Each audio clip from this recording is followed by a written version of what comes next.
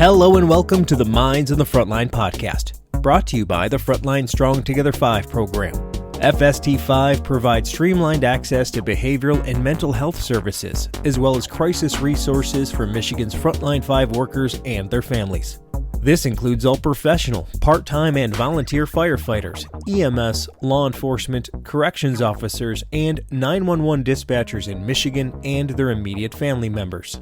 First responders and mental health experts collaboratively created FST5 to provide 24/7 live support, effective resources, and cutting-edge services to prevent and alleviate PTSD, anxiety, depression, and other frontline work-related mental and behavioral health challenges.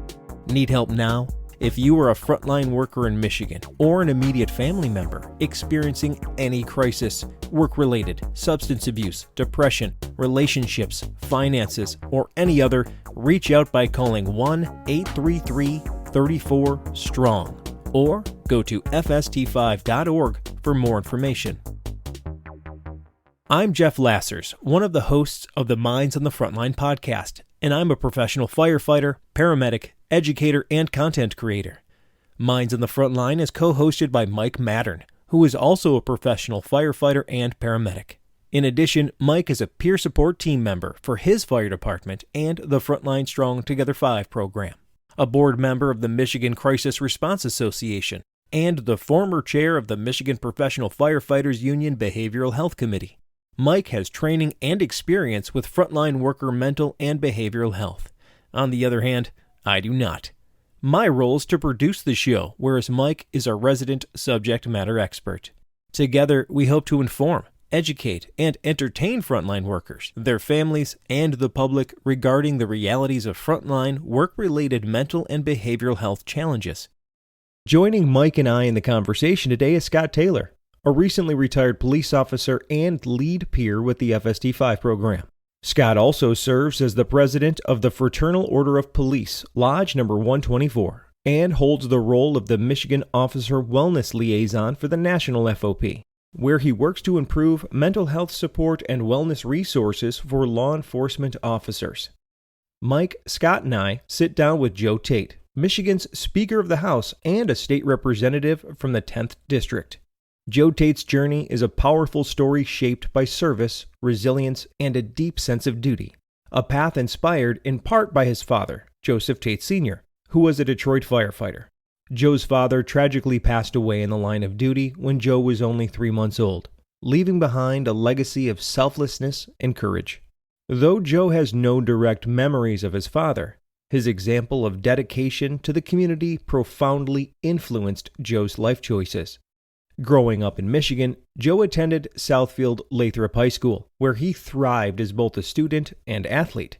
His talent on the football field earned him a scholarship to Michigan State University, where he played as an offensive lineman for the Spartans. Joe's hard work and athleticism took him to the next level, where he played in the NFL with the Jacksonville Jaguars and the St. Louis Rams. But despite his accomplishments in football, Joe was driven by the call to serve, much like his father. After leaving the NFL, Joe enlisted in the United States Marine Corps, serving 2 tours of duty in Afghanistan. His time in the Marines instilled in him invaluable leadership skills and reinforced his deep commitment to serving others. Following his military service, Joe returned home to Michigan, where he pursued academic excellence, earning 2 graduate degrees from the University of Michigan, including a Master's of Business Administration and a Master's of Science in Environmental Policy. This educational foundation gave him the tools to make a broader impact on his community, combining his interests in business, public policy, and environmental stewardship. Joe's desire to continue serving led him to enter politics. He ran for and was elected state representative for Michigan's 10th District, including parts of Detroit and the Grosse Pointe communities. His leadership, shaped by his diverse experiences in athletics, the military, and academia, quickly distinguished him as a rising star in Michigan politics. In 2023, Joe made history as Michigan's first black Speaker of the House. In this role, he leads the Michigan House of Representatives, setting legislative priorities, fostering collaboration, and ensuring that the voices of Michiganders are heard. Joe Tate's journey from the son of a Detroit firefighter to a professional athlete, Marine, academic, politician, and ultimately Speaker of the House, embodies a lifetime of service, rooted in a profound respect for the sacrifices made by those who serve their communities. Speaker Tate's commitment to public service is why we invited him to join the Minds on the Frontline podcast team and share his insights on the crucial role of mental and behavioral health support for those serving the front lines. During this episode, Speaker Tate reflects on his life experiences and how they shaped his understanding of the unique mental health challenges frontline workers face. We discuss his military experience, his connection to the legacy of first responders through his father, and how he realized the importance of mental health resources for those in high-stress, high-stakes professions. He also shares advice for leaders on how they can better support their teams and improve work-life balance. Additionally, Speaker Tate provides valuable insights into legislative efforts in Michigan aimed at expanding mental health services for frontline workers, including screening initiatives and specialized care. We also explore the need for standardized mental health training and resources for recruits to ensure long-term resilience in frontline careers. As always, we aim to provide meaningful conversation that informs, educates, and inspires those on the front lines and their families. Please check us out on YouTube, Instagram, and Facebook, and make sure to like and subscribe to all Minds on the Frontline social media channels. Thank you, and enjoy the show. Good morning, sir. How are you? Doing well. Thanks for having me. Well, welcome to the show. Everybody knows who we are. You know, we're just some schmoes, but tell everybody who you are, what you do, and where you do it. Yeah, absolutely. So my name is Joe Tate. I am a Michigan State representative, so I represent downtown Detroit and parts of the east side of Detroit, and also I serve as the Michigan Speaker of the House. That's really cool. Now, you've not always been in politics. You've had quite a story. Give everybody a background of, like, I don't know, from baby to now, maybe? Yeah, absolutely. Well, it all started back long ago. No, you're only a year older than me. I found that out when I Googled you. I thought the speaker's supposed to be like 60. He's not. Yeah. Well, for me, grew up in the city of Detroit. Was born on the east side. My dad was a firefighter for the city, and my mom was a public school teacher for a number of years. That's about as American as it gets. Yeah. The firefighter and the school teacher. Exactly, right. Yeah, American as apple pie. And so grew up there in that household. And when I was 3 months old, my father passed away in the line of duty. So I actually grew up, I did not know him, did not remember him, but grew up always knowing about him through friends and family. And then as I got older, at the time, at 2 siblings, now 3 siblings, grew up, got involved in athletics. And I know you can't see me right now, but I was a figure skater for a time. That was a joke. Okay. I was like, whoa, okay. Yeah. Didn't know they made size 17 figure skates, Yeah, right? exactly, Wow. exactly. Well, you got us. And anybody that watches a video on this podcast will know that you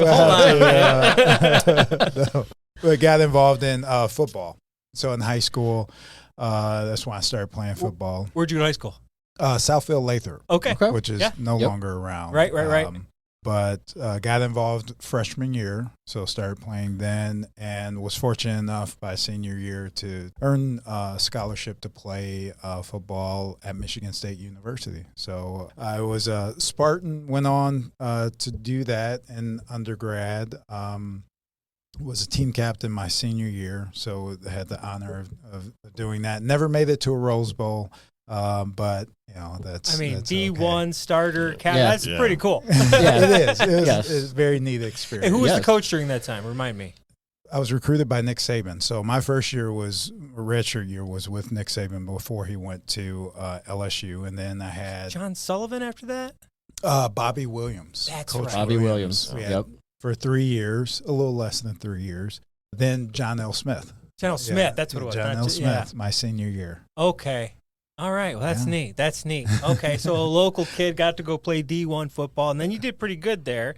They brought you up to the big leagues. No longer did somebody have to pay your way at college. They actually paid you to show up to practice. They did. So you played the NFL a little bit there. I did. For 2 years, I spent a year in Jacksonville. And I don't know if you remember, NFL Europe was around at the time as well. So I remember they were trying it. Yeah. The season there before they ended that. So I was in Frankfurt for a season. And then finished my second year in St. Louis when the Rams were still in St. Louis, and or started with St. Louis and then finished with Atlanta. So I spent 2 years. That's fun. That's a good tour to go see like what that's all about. Yeah. It was a really good experience. Really, really grateful for the experience, just to be able to play at the highest level. Well, we didn't see you on that 30 for 30 broke. So no. I wasn't there long enough to really He always had his figure skating career to fall back on. Right. That's what. Well, speaking of which, so you didn't beat up your body enough. So you decided after you're done with all that, you then went to the military. I did.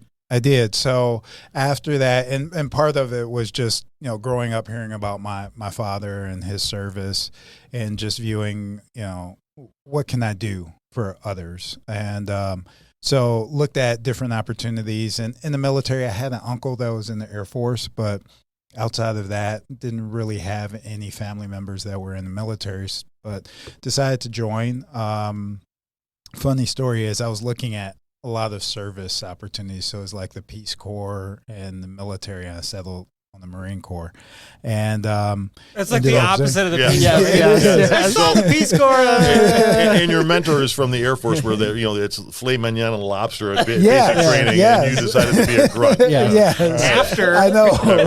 Right. He's not even 18 anymore. He's an adult. I know. Right. With a degree and all. Exactly. Yeah. Embrace the suck, they say. Yes, you do. You definitely embrace the suck. So decided to join, and then was commissioned as an infantry officer. This was 2009. Was commissioned, and then so you did use your degree, got your commission officer. There you go. Okay, so then you went Spartanville, you went in the Marine Corps, you were in Afghanistan a number of times, you were deployed, and then you came back and said, not done serving yet, and then you went and got degrees to learn how to serve more. Is that? That's true. Well, I once I got out, I thought my service was over. I thought I was like, I've done my part. And I've embraced enough suck. I have. Now it's time to get a real job and go in and work in the private sector and do that. And then while I was in grad school, I went to get my MBA. And then I took a class with through a friend of mine on how to run for office. And it was a class I was taught by our governor, but at the time she was a former state senator. Governor Whitmer, and decided to run for office. And that was 2016. And I ran for office and I lost. And the first time around, but it was such a good experience, just being knocking on doors with neighbors and people. I mean, I didn't know at the time, and just asking them, what's on their mind, what do they think about, what are their concerns, and how we could be helpful, how we could be supportive. So through that experience, decided to run again in 2018, and was successful. And successful enough to not just win that one. You're now the Speaker of the House. So I can't understate that enough. The quick transition from politics. I'll just take a class. Right. That sounds like fun. Let's try that. It's one contact sport to another. So out of all those things, which ones your mom would say most proud of?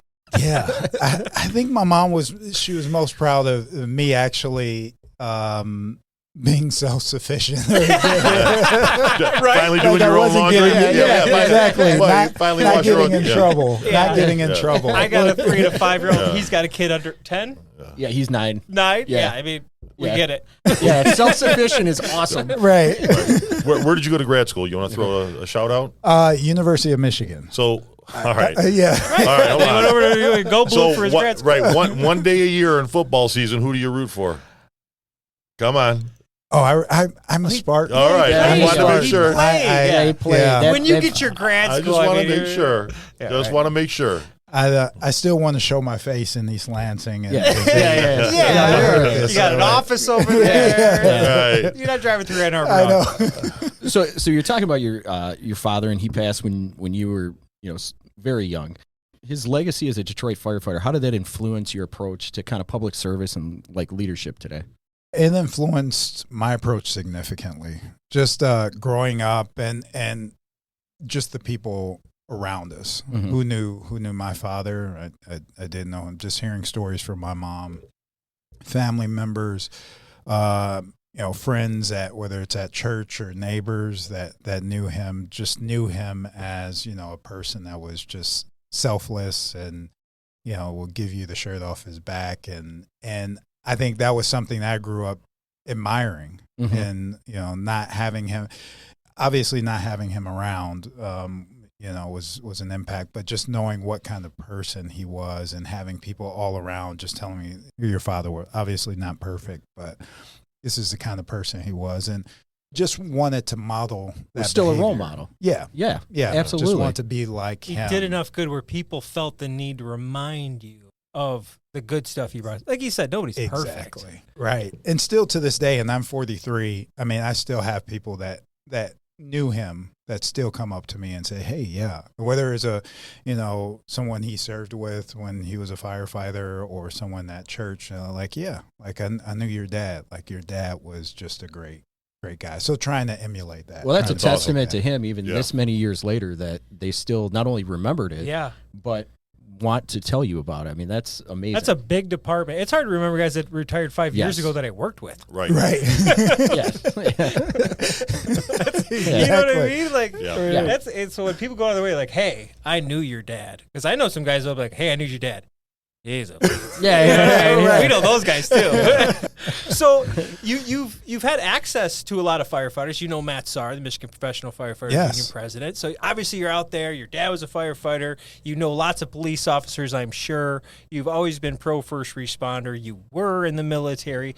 So when and how did you realize that mental health issues and behavioral health issues can be such a big thing for frontline workers?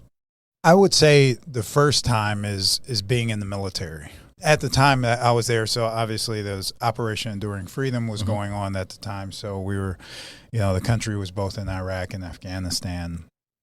And right before my first deployment, we had a member of our battalion, we were on an exercise and he went off one day with his rifle and committed suicide. So I think that was the first time around, just like understanding that and like, oh, okay, this is certainly a real thing. And then being, I was an infantry officer and having people in charge from time to time dealing with, a variety of issues around mental health and how to be able to get them the resources that they need, which the Marine Corps did a great job, just with that and Navy corpsmen and just having procedures in place while I was there. But I think that was the first time just before my first deployment, just knowing about that. And I didn't know the Marine. I didn't know him well, but just knowing that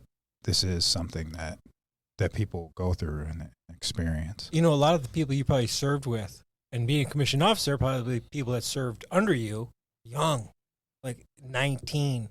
And you had this life experience where you probably understood life isn't always so good. And you had it good, quote unquote, that you were healthy and you could give yourself those experiences you had before the military. But I could imagine seeing things in these kids' eyes in these situations away from home for the first time, not having all these adult considerations, not having a fully formed prefrontal cortex, and then being hit with all of the trials and tribulations of military and being overseas. Yeah, it was just such a huge responsibility. Like you said, being in the military or other first responder roles, like you have this responsibility, and can have that at a young age. And that was the same being in the infantry. I mean, that's, as you mentioned, you are making decisions that impacts people's lives and may not be a situation that you grew up but now you have this responsibility just in terms of keeping people safe or going into harm's way. And like you said, I mean, that's the majority of those in the infantry are just young men and women that they have this responsibility thrust upon them because of the decision that they make. Now you're talking about being in that leadership role, and whether it be in the military, first responders, whatever, and you being in that leadership role and having to help those soldiers who you're in charge of. What are some things that you would say to those people who are in charge of these fire departments or police departments or whatever, and kind of give them some advice? Like, how do you, in your way, how do you take care of your people the best? I think in the way that my leadership style is more showing than telling. Mm-hmm. I mean, obviously being able to communicate that, but being able to say like, hey, it's okay to talk about issues, right? At the end of the day, you have to get the job done, right? Mm-hmm. with your team on the front lines, but making sure that it's okay to have these conversations. You know, we always go to the doctor if we're not feeling well physically. Mm-hmm. I think the same thing can be said for your mental health as well too. And then also saying like, hey, there might be times where I go and, you know, get whether it's something that's going on or a situation, and that's okay. You know, that's not going to make you, say, a weaker person or not allow you to do your job. It actually makes it better. And being able just to show that as well as tell that, but walk the walk. Absolutely. So that's the advice that I give. Talk with your pads. Yeah, exactly. Like your coach used to say. Yes. Yeah, cool. Talk with your pads, son. Yeah. I don't want to hear it. Yeah, make it actionable. Right. Yep. The same thing in mind where you're talking to leaders that can impact how they treat people, the people that report to them, work for them. What do you say in those same people about the aspect of kids of first responders? You have a unique perspective that your dad was a first responder. My kids have that same perspective. You know, they're really young right now, so I don't know if they get it. They just know they can go visit dad and jump on a fire truck and do whatever they want. But other than that, what do you say to them in that regard, or the people that have children? Is there something you can kind of point out to them that would be of value? I would say, you know, for me, so I don't have a family, but I think if anything, you know, advice would be, you know, take it or leave it. But it goes back to a responsibility piece as well too. You know, you have people that love you and that need you, and you have to be your best self at the end of the day. And it's always a balance, you know, in terms of, you know, whether you have work life or you have your social life, and that all gets blended in as well too. But as much as possible, you know, you make commitments, you know, you make commitments to the people that you work at work, and you make commitments to your family. I think those with children, you know, have that responsibility and that gift as well too of being able to have, you know, your children there. So, you know, if you're not doing the things that you need to do at times, that's going to impact, you know, your children. And I know people want the best for their children and want them to be successful. It's great advice, especially the first responder role. You know, our schedules are so hectic. There's so much time away from family and away from home. It is a first responder that we need to keep in mind the importance of family, right? So make the commitment to your children, make the effort to do that rather than to work the overtime shift. Definitely the work-life balance. Right. Big, when you're at work, you're at work. But when you're at home, you're at home. Right. At 8 a.m., I'm dad. That's but also I knowing when you need to, and again, that speaks to the resiliency part of, and the coping skills, and having a system set up to knowing when you need help, asking for it, knowing what a broken arm looks like in your head. Yes. Or to your heart. Exactly. You know what I mean? You might just think, hey, your belly aching. That's like the equivalent of a broken arm. You should probably go get that fixed. You know, that's kind of what it gets to. Yeah. It's just funny how all those things kind of play off each other. Yeah.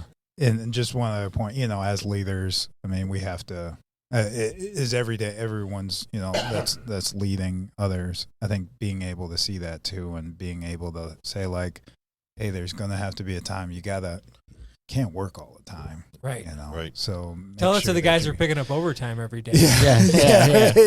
Because That's either nobody's pulling the shift, or they're trying to keep a wife or a husband at home. You know, it's it is. It's tough. It's like these are all great recommendations. Sometimes we just can't follow them. No. People aren't as fortunate. Growing up, my kids thought that we were Orthodox Jews because we celebrated all the holidays 2 weeks later. You know what I mean? Right. They had no clue. My son's 32, and he thinks Christmas is in March. You know, he had no clue. Is Santa coming on Christmas Eve? Yeah. Or on Christmas? Yeah, Greek Orthodox. It's on a different calendar. Yeah, right, exactly. So what are some things coming out of the House that Michigan frontline workers can expect kind of to improve their access to mental health resources? Yeah, we have a few, and we're looking at, I know with myself and my colleagues, really thinking about, mental health access and healthcare access more generally.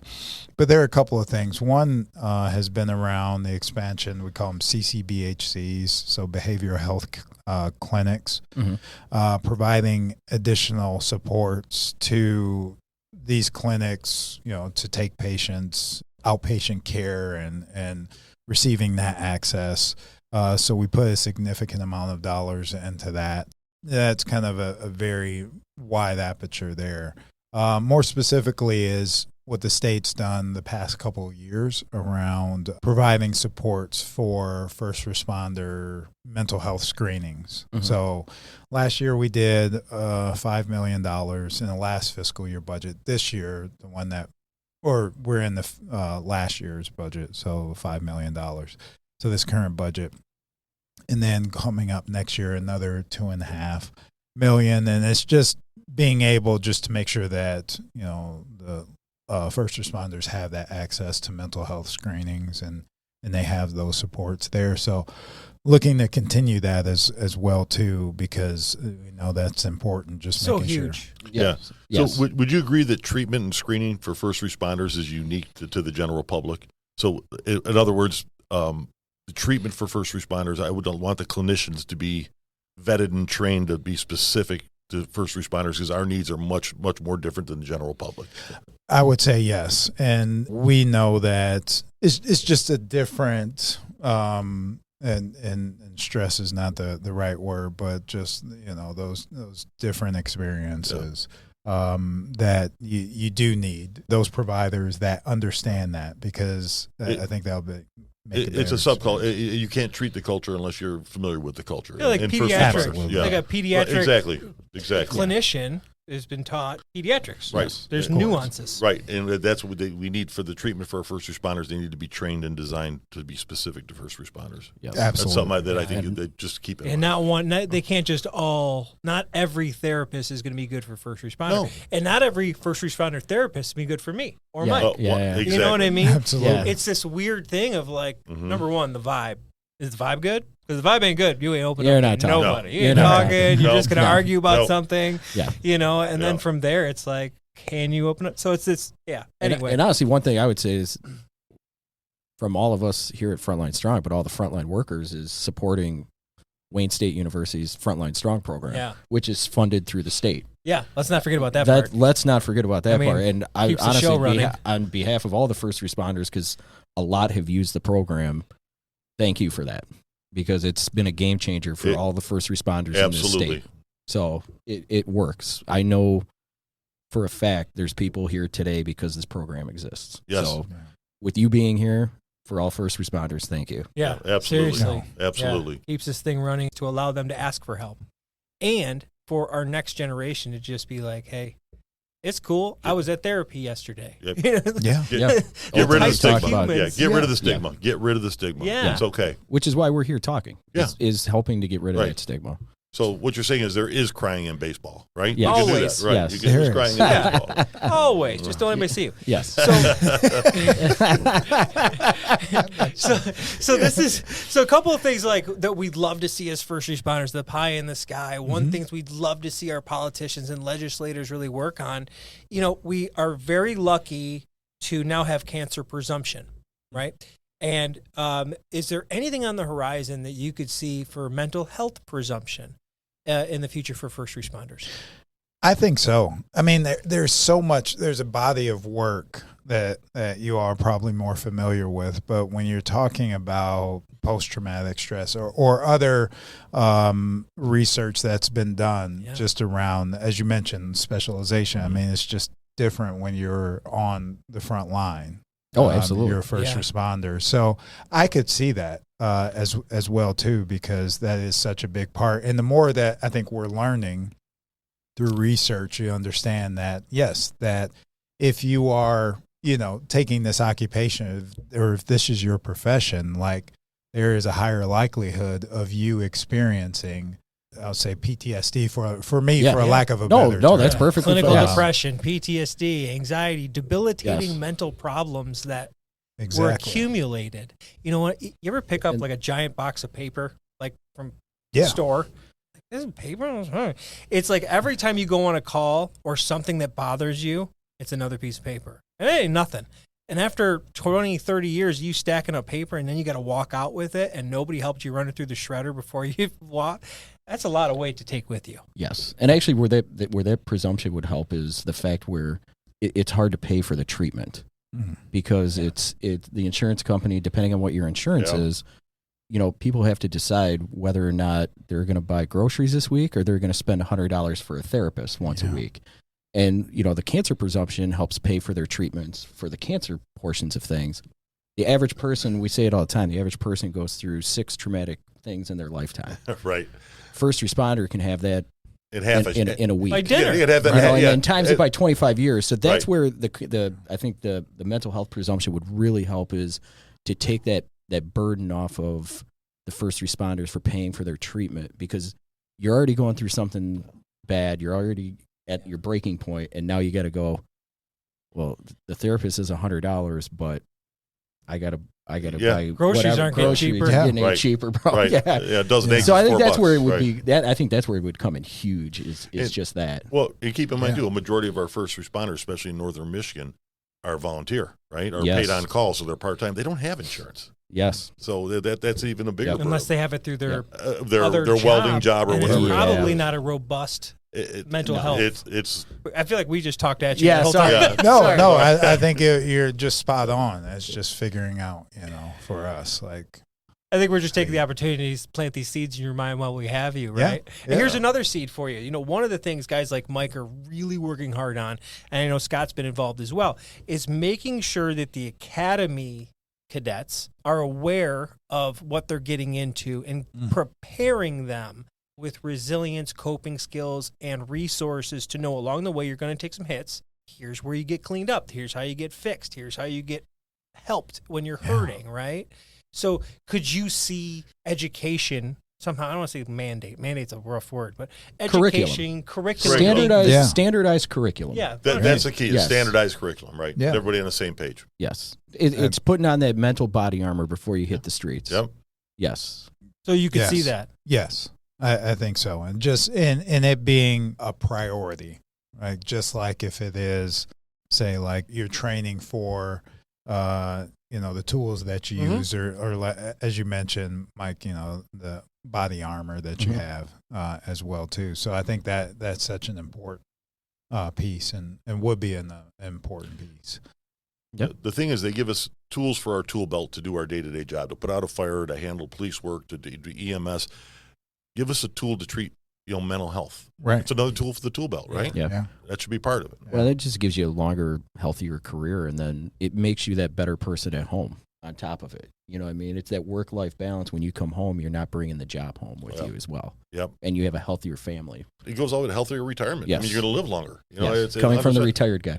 Yeah, hey. That's right. The guy's lost weight. He cuts his mustache dude. off. Oh, yeah. He's having that. I don't want to say midlife crisis. Yeah. Did you see the vet outside? Yeah. No. Yeah, the 83 red vet that's outside with the T-top. It's the only way I can fit in. I got to take the one T-top off. There you go. One T-top. That head's not fitting in something with a All right, roof. we're way off track. So we don't have you for much longer, but I do want to offer you up the ability to convey a message to our frontline listeners and their families listening right now as we move forward from your perspective as a lawmaker in Michigan. What do you have to say to those people as we conclude? First and foremost is just my gratitude, right, for the work that they do. Not everybody's, frankly cut out to do that. And not everyone, just being on the front line or being a first responder. And there's nothing wrong with those that don't, but I think first is just a debt of gratitude for serving their community.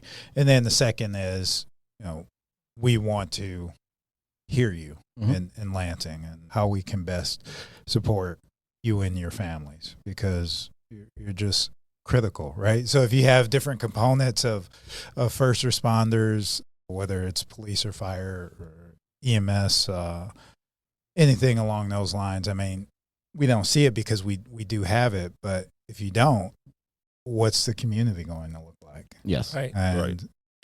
And I'm a Detroiter, and we kind of saw that too. It's just a quick side note is just like during the bankruptcy and leading up to that, in my local neighborhood, like what happens when a police station gets closed up? Yeah. And you're Yes. like, okay, it's like you're on your own. Yeah, you get to see it and you Yep. really feel it, and it opened back up, fortunately. But I think you never notice sometimes, what's missing until it's gone. Until it's gone, right? Yes. Yeah, I Yep. think that's a critical, just making sure that, we're showing our gratitude, and then also how we can be supportive. In that same vein of helping support the constituency, what do you say to the Michigan residents and even the frontline workers of Michigan if they have something to say, offer up ideas? They can reach out to somebody. Who and how do they do that?